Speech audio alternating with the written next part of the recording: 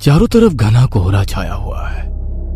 अचानक से कोहरे से चमकती हुई आंखें दिखाई देती है, जिसे देखते ही मेरे शरीर का सारा खून जैसे सूख जाता है। वैसे तो मैं एक फॉरेस्ट ऑफिसर था। कभी कभी पूरी रात भर मुझे जंगलों में ही रहना पड़ता था, पर पता नहीं क्यों उन आंखों को देखकर मेरे रोंगटे खड़े हो गए। मेरे बदन में दहशत की एक लहर दौड़ गई।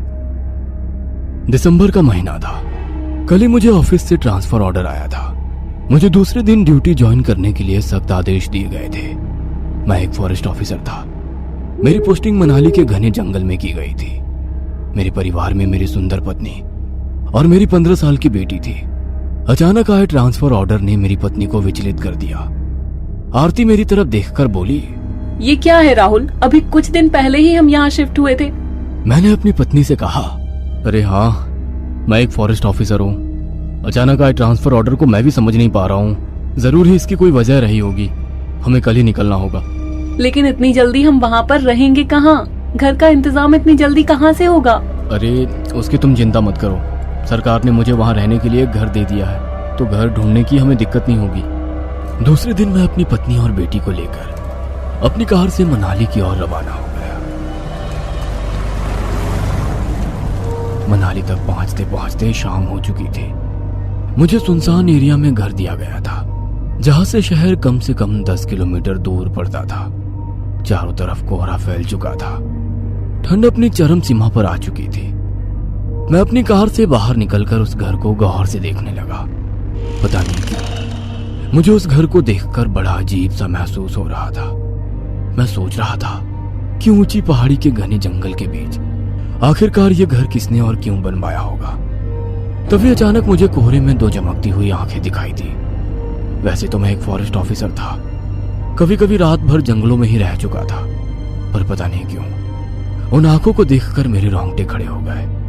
मेरे बदन में दहशत की एक लहर दौड़ गई। अचानक पीछे से मेरी पत्नी ने मेरे कंधे पर हाथ रखा। मैंने घबराकर पीछे की ओर देखा। अब क्या इस घर को ऐसे ही घूरते रहोगे या अंदर भी चलोगे?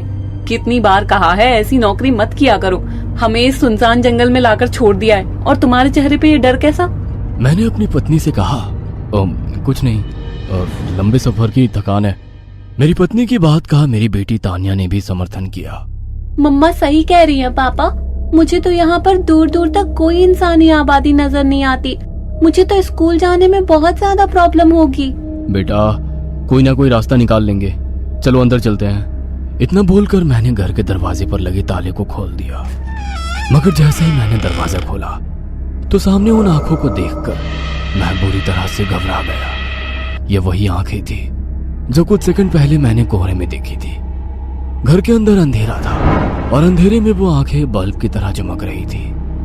अचानक घर की लाइट ऑन हो गई और मेरे सामने एक 40 वर्षीय औरत खड़ी हुई हम सब लोगों को देख रही थी। मैंने उस औरत से पूछा, कौन हो तुम और घर के अंदर कैसे आई? मेरा नाम बिंदिया है साहब। मुझे बताया गया था कि आप लोग आने वाले हैं। मैं यहाँ की साफ सफाई करती हूँ और खाना भी बनाती हूँ। मेरा पति बाजार में कुछ सब्जी लेने गया है। यहाँ से शहर थोड़ा दूर है ना। उस औरत की बात मेरी समझ में नहीं आई। मेरे बोलने से पहले मेरी पत्नी ने औरत से कहा, लेकिन घर के बाहर तो ताला लगा था, तो फिर तुम अंदर कैसे हो? मेरी पत्नी की बात सुनकर वो औरत रहस्यमयी तरीके से मुस्कुराने लगी। पता नहीं क्यों मुझे उसकी मुस्कुराहट में एक अजीब सी दहशत नजर आई। वो बोली, दरअसल मेम साहब, इस घर के 2 रास्ते हैं। आप लोग यहाँ पर पहली बार आए हो ना। एक दरवाजा आप लोगों के लिए है और दूसरा दरवाजा हम नौकरों के लिए, जो पीछे की तरफ है। तुम्हारा पति सब्जी लेकर आ जाए तो तुम खाना बना देना। हम सुबह से भूखे हैं। आइए, मैं आप लोगों को आपका कमरा दिखा देती हूँ। इतना बोलकर वो हम सबको घर दिखाकर किचन की तरफ चली गई। मैंने अपनी पत्नी से कहा, कुछ अजीब सी है ये बिंदिया। आरती हंसते हुए मेरी ओर देखकर बोली, इसमें अजीब क्या है? वो एक औरत है। वो तो मैं भी जानता हूँ कि वो एक औरत है, लेकिन पता नहीं क्यों मुझे उसका व्यवहार एक रोबोट की तरह लगा। तुम जरूरत से ज्यादा सोच रहे हो और इसके अलावा कुछ नहीं। उस रात हम सब लोग खाना खाकर सो गए। दूसरे दिन मैं उठकर अपने काम पर चला गया और ऐसे ही हमें वहां पर कुछ दिन बीत गए। लेकिन एक बात मैंने नोट की, कि बिंदिया मेरी पत्नी और बेटी से बहुत घुल मिल गई थी। हालांकि यह नॉर्मल बात थी, पर पता नहीं क्यों मुझे कुछ अजीब लगता था। सच तो यह है कि मैं जब भी उस घर के करीब रहता था तो एक अनजान डर मन में सताता रहता था। बिंदिया का पति मनोज बहुत कम ही वहां पर रहता था। एक दिन जब मैं अपने काम से घर की तरफ लौटा तो मैंने देखा कि घर की सारी लाइटें बंद थी। अचानक एक तेज हवा का झोंका मुझे छूकर निकल गया। मुझे ऐसा महसूस हुआ जैसे कि कोई परछाई बड़ी तेजी से चलती हुई बाहर निकल गई हो। मैंने तुरंत कमरे की लाइट ऑन की, मगर वहां पर कोई भी मौजूद नहीं था। ठीक बगल के कमरे में से मेरी पत्नी और बेटी की आवाजें आ रही थी। मैंने जैसे ही दरवाजा खोला तो देखा कि बिंदिया घोड़ा बनकर जमीन पर बैठी हुई थी और मेरी पत्नी और बेटी उसकी पीठ पर बैठी हुई पागलों की तरह हंस रही थी। ये देखकर मुझे बड़ा अजीब लगा। उस वक्त मैंने अपनी पत्नी से कुछ नहीं कहा, मगर रात में मैं अपनी पत्नी से बोला, ये सब क्या है आरती? तुम बिंदिया की पीठ पर ऐसे बैठी हुई थी जैसे कि तुम कोई 10 साल की बच्ची हो। हालांकि बात मैंने नॉर्मल अंदाज में ही की थी, लेकिन आरती मेरी बात सुनकर बुरी तरह से चिढ़ गई। मैंने देखा कि उसकी आंखें गुस्से में लाल हो गई। उसके बदले अंदाज को देखकर मुझे बहुत ज्यादा हैरानी हुई। आरती मुझे खा जाने वाली नजरों से देख रही थी। उसने बड़े गुस्से से मुझे देखकर कहा, तुम दिन भर घर के बाहर क्या करते रहते हो? क्या कभी मैंने तुमसे पूछा है? कुछ देर बिंदिया के साथ हंसी मजाक कर लिया, तुम तो मुझसे सवाल करने लगे। अरे मैं तो केवल तुमसे इस वजह से कह रहा था कि तुम कोई छोटी बच्ची नहीं हो, हमारी 15 साल की बेटी है। मगर आरती उस रात गुस्से से पैर पटकती हुई कमरे से बाहर निकलकर तानिया के कमरे में सोने चली गई। मैंने एक और बात नोट की कि तानिया शुरू में स्कूल की एक दिन भी छुट्टी नहीं करती थी, मगर अब तानिया ने स्कूल जाना ना के बराबर कर दिया था। इन सारी बातों ने मुझे बुरी तरह से परेशान कर दिया था। मैंने कई बार अपने ऑफिस में यहाँ से ट्रांसफर लेने की बात की, मगर हर बार मुझे एक ही जवाब मिल जाता कि कुछ दिनों बाद आपका ट्रांसफर यहाँ से कर दिया जाएगा। उस दिन मैं ऑफिस में बैठा हुआ था कि तभी मुझसे मिलने मेरा बचपन का दोस्त अर्जुन मेरे पास आ गया। अपने दोस्त को देखकर मैं बहुत ज्यादा खुश हो गया। मैं बड़े खुश होते हुए उससे बोला, अरे आज इतने दिनों बाद अपने दोस्त की याद कैसे आ गई? अरे मनाली घूमने आया था अपनी फैमिली के साथ, सुना कि तेरा ट्रांसफर यहाँ हो गया है, इसलिए तुझसे मिलने के लिए चला आया। और बता भाभी कैसी है? मैं अर्जुन को कोई भी बात नहीं बताना चाहता था, इसलिए मैंने बात को टालने के अंदाज में उससे कहा, बिल्कुल सही है। तभी मेरे ऑफिस में एक बूढ़ा व्यक्ति एक औरत को लेकर आया। मैंने देखा वो औरत अधेड़ उम्र की थी। उस आदमी ने मेरी ओर देखकर कहा, मेरा नाम दीनू है साहब, और ये मेरी पत्नी है। आप जिस सरकारी घर में रह रहे हैं वहां पर मुझे कुछ दिनों पहले सूचना दी गई थी कि आप लोग आने वाले हैं। मेरी पत्नी बीमार पड़ गई थी, इस वजह से वो काम पर नहीं आ पाई। दीनू की बात सुनकर मुझे 440 वोल्ट का झटका लगा। मैं एक झटके में अपनी कुर्सी से उठकर खड़ा हो गया और दीनू की ओर गौर से देखकर बोला, तुम कहना क्या चाहते हो? मेरी बात सुनकर वो बूढ़ा इधर उधर देखने लगा और हकलाते हुए हाथ जोड़कर बोला, सच तो ये है बाबू साहब कि अभी अभी मैंने जो कुछ बोला था वो झूठ बोला था, मुझे माफ करना। दरअसल आप जिस घर में रह रहे हैं वो इस सारे इलाके में भूतिया घर के नाम से मशहूर है। तमाम अफसर वहां पर आए और चले गए, बेचारे बहुत से तो लापता हो गए। इसी वजह से मेरी पत्नी वहां पर काम करते हुए घबराती है, लेकिन पेट की आग भी बुझानी है साहब। मजबूरी में आज मुझे अपनी पत्नी को लेकर आना ही पड़ा। 5 साल से तो वो घर बंद ही पड़ा है। पता नहीं उस भूतिया घर में आपने साफ सफाई कैसे करवाई होगी, उसकी तो बरसों से साफ सफाई भी नहीं थी। उसकी बात सुनकर मैंने बेचैनी में उसकी ओर देखकर कहा, लेकिन वहां पर तो पहले से ही नौकरानी मौजूद है, बिंदिया नाम है उसका, और वो तो मेरी पत्नी के साथ बहुत घुल मिल गई है। बिंदिया का नाम सुनकर दीनू का चेहरा डर से पीला पड़ गया और उस अधेड़ उम्र की औरत की आंखें खौफ से फट गई। दीनू डरते हुए कपकपाती आवाज में बोला, ऐसा कैसे मुमकिन हो सकता है साहब? बिंदिया को तो मरे हुए 25 साल हो गए। क्या बकवास कर रहे हो तुम? जी साहब, मैं गलत नहीं कह रहा। बिंदिया आज से 25 साल पहले अपने पति मनोज के साथ वहां पर काम करती थी। शादी के कई सालों बाद भी उसकी कोई औलाद नहीं हुई और इसीलिए उसने और उसके पति ने काला जादू का सहारा लेना शुरू कर दिया। शैतान को खुश करने के लिए दोनों ने निर्दोषों की बलि देना शुरू कर दिया। जब इस बात का पता यहाँ के अफसरों को लगा तो उन्होंने मनोज और बिंदिया को जिंदा जमीन में दफना दिया। साहब, उन दोनों की कब्र आज भी उसी घर के पीछे झाड़ियों में मौजूद है। दिनों की बात सुनकर मैं पूरी तरह से घबरा गया। मेरे दिमाग में सारी बात आईने की तरह साफ हो चुकी थी। मैं बगैर देरी किए हुए ऑफिस से बाहर निकल गया और मैंने अपनी कार स्टार्ट करके पूरी रफ्तार से घर की ओर बढ़ा दी। आसमान में काली घटा छाई हुई थी, जोरों से बारिश होने लगी थी। कुछ ही देर के बाद मैं घर पहुंच गया, मगर जैसे ही मैं घर के अंदर पहुंचा मैंने देखा कि घर में सन्नाटा पसरा हुआ था। चारों तरफ मकड़ी के जाल फैले हुए थे। गंदे सोफों को देखकर ऐसा मालूम होता था जैसे कि बरसों से उस घर में किसी ने कदम ही ना रखा हो। तभी मुझे मेरी बेटी और मेरी पत्नी की हंसी की आवाज सुनाई दी। मैंने पागलों की तरह पूरे घर में उन दोनों को तलाश किया, मगर उन दोनों का नामो निशान तक नहीं मिला। घर के अंदर अंधेरा फैला हुआ था। अचानक अंधेरे में मुझे चमकती हुई 6 आंखें दिखाई दी। मैं समझ गया कि 4 चमकती हुई आंखें मेरी बेटी और मेरी पत्नी की है। मैं बुरी तरह से चीखने लगा। अचानक मेरी आंखों के सामने बिंदिया आकर खड़ी हो गई। अंधेरे में उसका चेहरा बेहद भयानक अंदाज में चमक रहा था, मगर मैं ये देखकर कांप गया। मेरी आंखों के सामने बिंदिया के ठीक बगल में मेरी बेटी और मेरी पत्नी भी आकर खड़ी हो गई और मुझे शैतानों वाले अंदाज में घूरने लगे। मेरी बेटी और मेरी पत्नी के चेहरे भी भयानक हो चुके थे। तभी पीछे से मेरे कंधे पर किसी ने हाथ रखा। मैंने फुर्ती से पलट कर देखा तो वहां सामने मनोज भयानक चेहरा लिए हाथ में कुल्हाड़ी पकड़े मुझे देखकर हंस रहा था। ये देखकर मेरी सांस रुकने लगी थी। अचानक मनोज ने मेरे गले को पकड़ लिया और भारी आवाज में बोला, तुम्हारी पत्नी और बेटी की बलि को शैतान ने स्वीकार कर लिया है।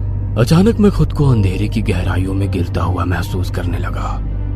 कुछ ही सेकंड के बाद मुझे बेहोशी छाने लगी और जब मुझे होश आया तो मैंने खुद को घर के बाहर बैठा हुआ पाया। मेरे कपड़े खून से रंगे हुए थे और मेरे हाथ में एक कुल्हाड़ी थी। ये वही कुल्हाड़ी थी जो मैंने बिंदिया के पति मनोज के हाथ में देखी थी। सामने मेरी पत्नी और बेटी की कटी हुई लाश पड़ी हुई थी और मेरे चारों तरफ पुलिस की गाड़ियां मौजूद थी। एक पुलिस वाले ने मेरी तरफ देखकर कहा, you are under arrest mister Rahul. मैं तुम्हारी पत्नी और बेटी की हत्या के जुर्म में गिरफ्तार करता हूं। यह सुनकर मैं चीखने लगा और लोगों को सारी सच्चाई बताने लगा, मगर किसी ने मेरी बात पर यकीन नहीं किया। अदालत में मेरे बचपन के दोस्त अर्जुन ने बयान दिया कि उसने खुद मुझे कुल्हाड़ी से मेरी पत्नी और बेटी की हत्या करते हुए देखा है। मैं आज भी जेल में हूं। मुझे जेल में रहते हुए आज 5 साल से ज्यादा वक्त हो चुका है। मैं आज भी लगातार उस भूतिया घर के बारे में सोचता रहता हूं और याद करने की कोशिश करता हूं कि मैंने कब अपनी बेटी और पत्नी की हत्या की।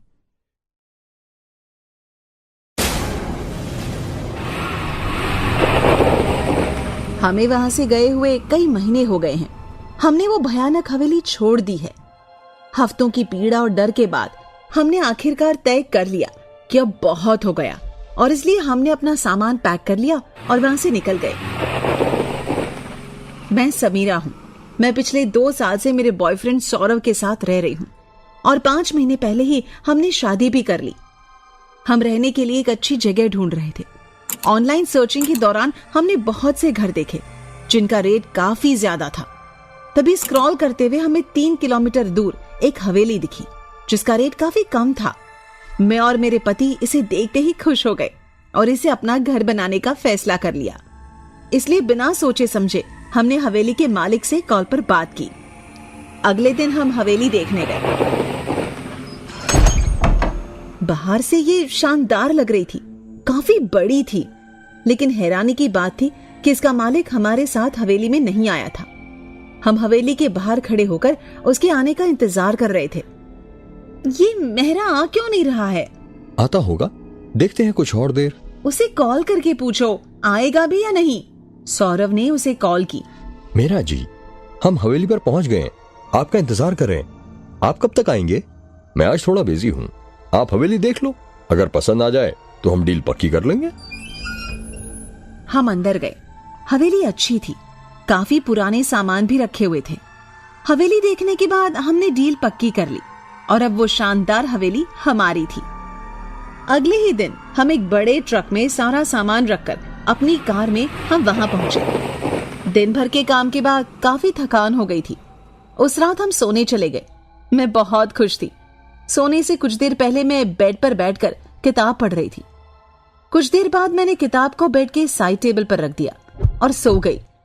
उसी रात मैं अचानक आधी रात में जाग गई थी। मैं हिल नहीं पा रही थी। मैंने आंखें तिरछी करके खिड़की की तरफ देखा। वहां काफी अंधेरा था। काफी जोर जोर से हवाएं चल रही थी, जिससे खिड़की का पर्दा बहुत तेज और काफी ऊपर तक उड़ रहा था। बीच बीच में मुझे खिड़की के बाहर साया भी नजर आ रहा था। काफी अजीब स्थिति थी। मैं जम गई थी। मैं कोशिश करती रही, लेकिन आंखों के अलावा कुछ नहीं हिला पाई और न बोल पा रही थी। मेरा मुंह नहीं खुल रहा था, मानो जैसे किसी ने मेरे होंठ सिल दिए हो। खिड़की पर खट खट की आवाज आई। फिर मेरा पसीना बहने लगा। मैं बहुत बुरी तरह से डर गई। खिड़की पर कोई था जो इस पर खट खट कर रहा था। मैं उस साए का भयानक हाथ खिड़की पर देख रही थी। मैं जानती थी कोई मुझे देख रहा है, लेकिन कौन था? मैंने बहुत कोशिश की, लेकिन मैं अपना सिर नहीं घुमा पाई। मेरे साथ सौरव के अलावा उस घर में कोई नहीं था और सौरव तो मेरे साथ ही सो रहा था। कुछ देर में खटखट बंद हो गई। फिर मुझे वो परछाई बहुत तेजी से छत की ओर जाती हुई दिखाई दी। लगातार मेरे आंसू बह रहे थे, लेकिन मैं कुछ भी नहीं कर पा रही थी। ऐसा लग रहा था कि किसी ने मेरा शरीर और मुंह बांध दिया था। फिर एक भारी आवाज आई,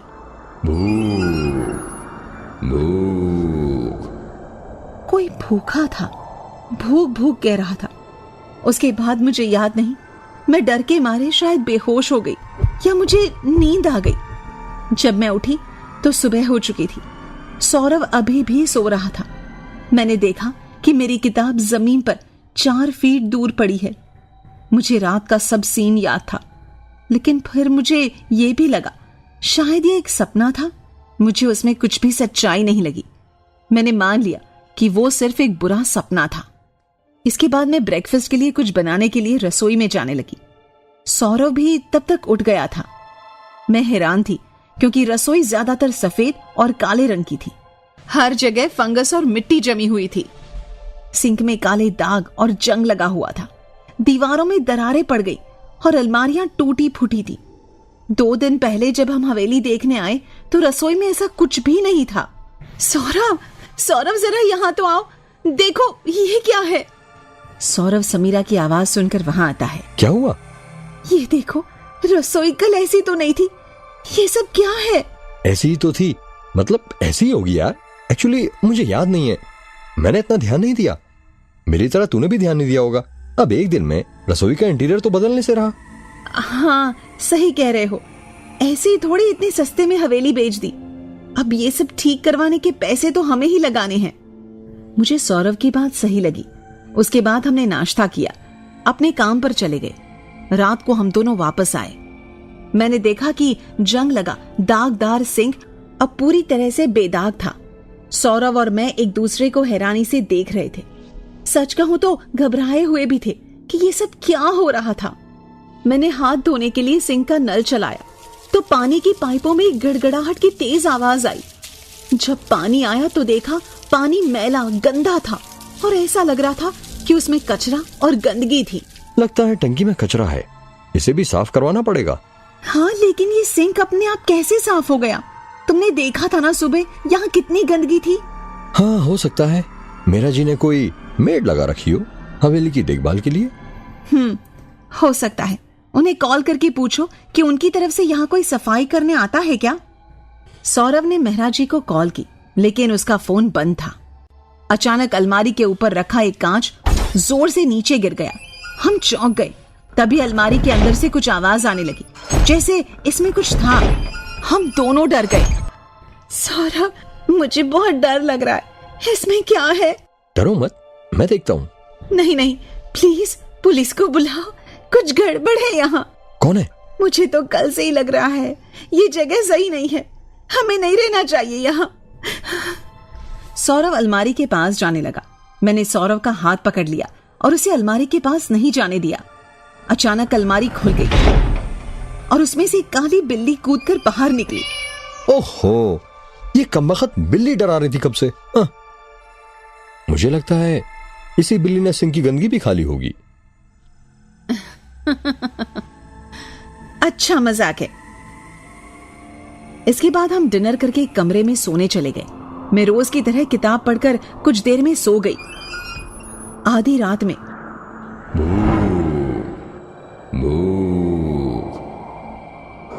ये आवाज सुनकर मैं जाग गई। पिछली रात की तरह मैं बिल्कुल नहीं हिल पा रही थी, सिर्फ आंखें हिला सकती थी। मेरी आवाज भी नहीं निकल रही थी। मैंने नजरें तिरछी की। एक तरफ सौरव सो रहा था, दूसरी तरफ मेरे बगल में जमीन पर मेरे पास कोई बैठा था, लेकिन मैं गर्दन नहीं हिला सकती थी। मेरे आंसू बहते रहे। वो इंसान नहीं था, बिल्कुल काला भयानक शैतान भूत साया था।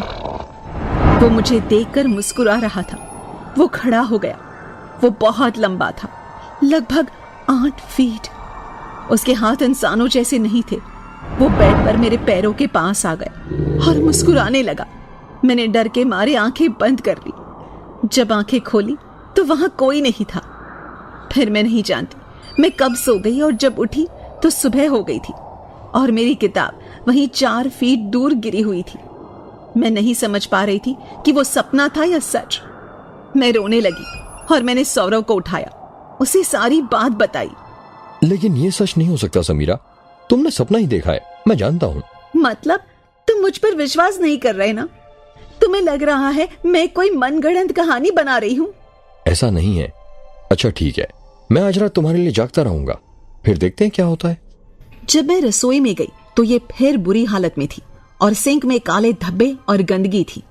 हमें कुछ समझ नहीं आया कि ये सब क्या हो रहा था। इस हवेली में कुछ गड़बड़ है।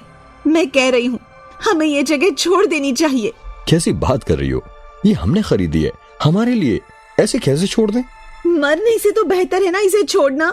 बस भी करो, आज ही रात देखते हैं क्या होगा। सौरव और मैं बेड पर बैठे थे। कुछ देर बातें करने के बाद मैं सो गई।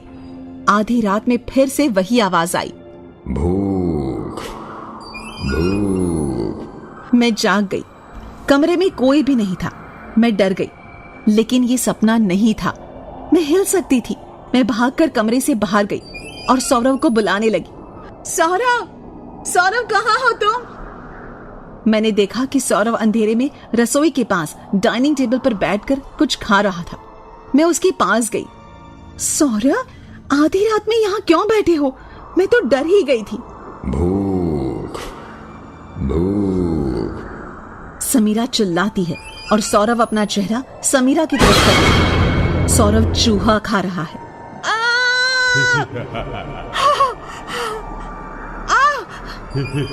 समीरा जोर जोर से चिल्लाती है। सौरव का चेहरा बिल्कुल काला और उस भूत जैसा दिख रहा था। मैं डर से चिल्लाते हुए भागकर अपने कमरे में आ गई और मैंने देखा कि सौरव कमरे के बाथरूम से बाहर निकल रहा है। तुम यहाँ हो तो वहां वो कौन था? सौरव, चलो यहाँ से अभी। यहाँ कोई भूत है, मैं यहाँ नहीं रह सकती। तुम्हारा वहम है ये सब। अच्छा दिखाओ, चलो कहाँ है? आज तो मैं उस भूत को छोड़ूंगा नहीं। मैं सौरव के साथ रसोई में गई तो वहां कोई भी नहीं था। मैं सच कह रही हूँ, यही था। कोई बात नहीं, चलो सोते हैं अब। हम दोनों वापस कमरे में जाने लगे। तभी डाइनिंग टेबल से बर्तन गिरने की आवाज आई। हमने मुड़कर देखा तो सभी बर्तन हवा में उड़कर गिरने लगे। वहां कुर्सी पर वही भयानक काला साया बैठा था। अब सौरव को भी यकीन हो गया था कि वो मेरा वहम नहीं था। मैं और सौरव डर के मारे जल्दी से वहां से भागकर कमरे में चले गए। मैंने कहा था ना, ये हवेली भूतिया है, वो हम दोनों को मार देगा। अब क्या करें, कैसे बचे?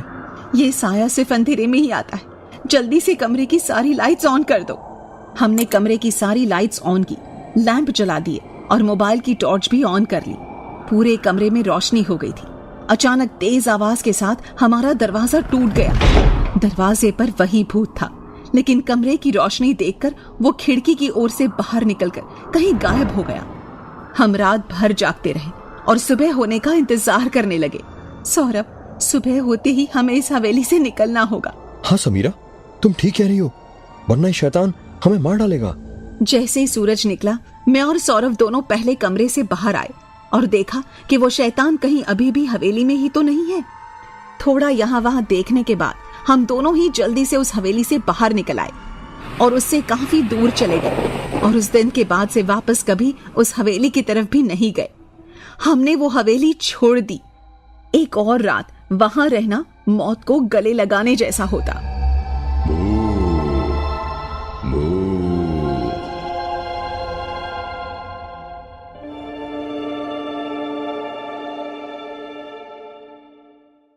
हमें पूरा यकीन है दोस्तों कि आप लोगों को ये कहानी जरूर पसंद आई होगी। अगर आपके साथ भी कुछ ऐसे अनकहे किस्से हो चुके हैं तो प्लीज हमारे साथ शेयर करें, हम जरूर अपने चैनल पर उनको दिखाएंगे। हमारी ईमेल आईडी नीचे डिस्क्रिप्शन बॉक्स में दी गई है, तो प्लीज हमारे वीडियो और चैनल को शेयर एंड सब्सक्राइब करें और बने रहे हमारे साथ ऐसे ही अनकहे किस्से और कहानियां सुनने के लिए।